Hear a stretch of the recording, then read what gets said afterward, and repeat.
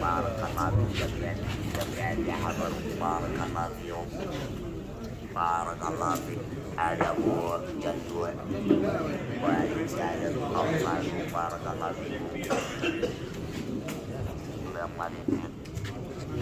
بارك الله فيكم والله يخليكم يا رب. بس قول انت.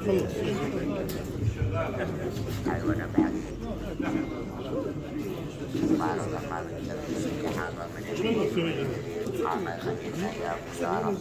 ان شاء الله نكون الحلوان والحلو والفتح الاخضر للتقبل معك والعافيه. انا بشجع تقبل الدعاء اما في انا بحكيكم بالنسبه للجروج.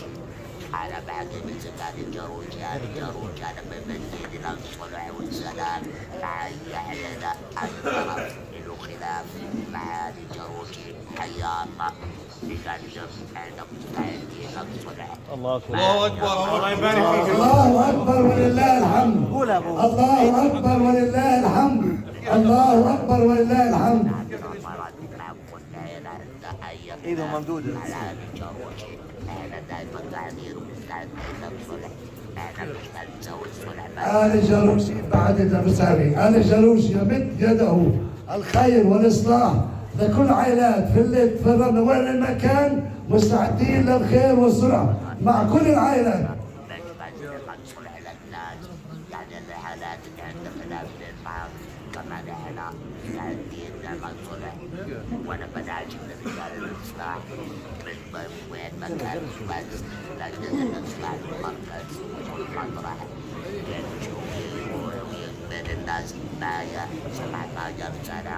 أنا ما نمنا أنا وصاروخ ومجد 17 سنة وأنا بقول الحمد لله. لما الله توفى وأنا إن شاء الله كمان إحنا عندنا الصلح زيادة كبيرة وخلصنا كل المشاكل. ان شاء الله. إن شاء الله. الله أكبر ولله الحمد. ما شاء الله. الله أكبر. كلمات لازم توصل لكل الآذان الموجودين وبرا الموجودين. الحاج إكرام الجالوسي يعلن من هذا المكان من هذا الصلح المبارك عن الإصلاح مع إخوان مع أي عائلة يناشد كل أي عائلة مستعدين للإصلاح معهم حتى في هذه اللحظات. ويناشد جميع رجال الإصلاح أن يدخلوا بين العائلات المختلفة في بينهم خلاف. والجالوسي يمد يده للإصلاح مع كل العائلات.